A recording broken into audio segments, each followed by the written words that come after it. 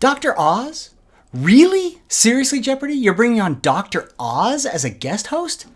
This guy? This guy?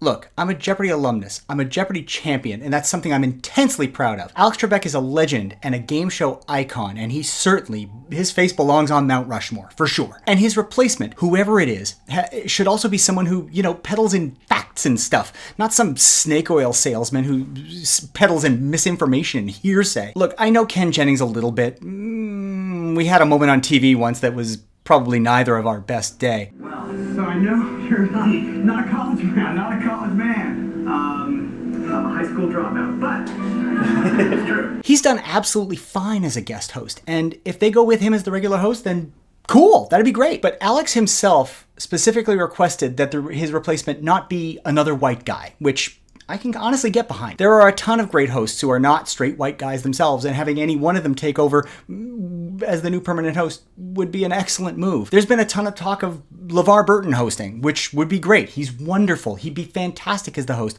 but he is getting a little bit up there, and I don't think they are terribly interested in doing this again 5 or 10 years from now. Same with Meredith Vieira. Could she do the job? Absolutely. But she's done it for a long time, and you want somebody new. I get that. But among people below retirement age, the bench is still pretty deep. Anderson Cooper has come up a lot in the conversation for years. He's hosted game shows before. He'd expand the reach of the show. He's a pro of all pros. He's like super pro. And he'd be great with promotion. He's also said he really wants the gig. So I'm glad he's on the list of guest hosts. Savannah Guthrie and Dr. Sanjay Gupta are fantastic. They're really good people. I could see them hosting, no problem. My only concern with Dr. Gupta is that the Jeopardy people are looking for someone who can devote their full-time energy to the job, and he's got a lot of public work stuff that he's still kind of doing. So that'd be the only issue. But could he do the job? Again, no question. He'd be great at it. He'd be personable and empathetic and certainly knowledgeable and a little nerdy, which is kind of what you want in a host like that. But you know who I think would make a fantastic host? Aisha Tyler. She's won Celebrity Jeopardy already, so she knows the game, she knows the rules, she knows the people. She's hosted Talk Soup and what the other one? What's it? Whose Line Is It Anyway? She can roll with wackiness, she can expand the viewership of the show, and she can read real good. But Dr. Oz, he's maybe the most dangerous of all the children of Oprah. Sorry, Dr. Phil.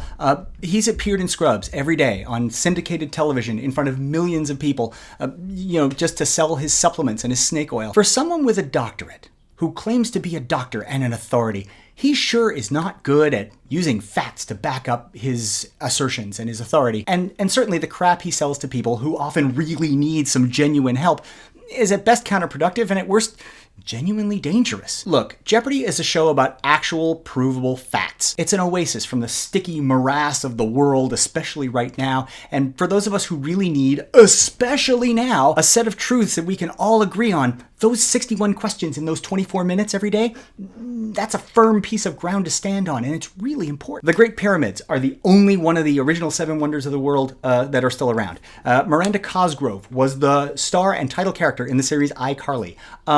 The Cleveland Indians started out play in 1894 as the Grand Rapids Rustlers. You vulcanize rubber by treating it with sulfur and heat. These are facts. They're inarguable, they're immutable, at least in the present tense. There are certainly other ways to vulcanize rubber, and they may remake iCarly with somebody else. That could happen. It's possible. Jeopardy is the standard bearer in fact-based entertainment, and it has been since its reboot in 1984 and before.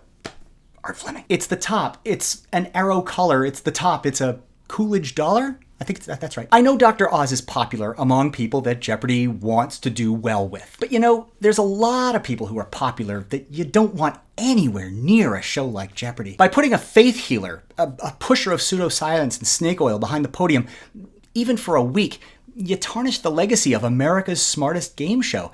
There are many better options.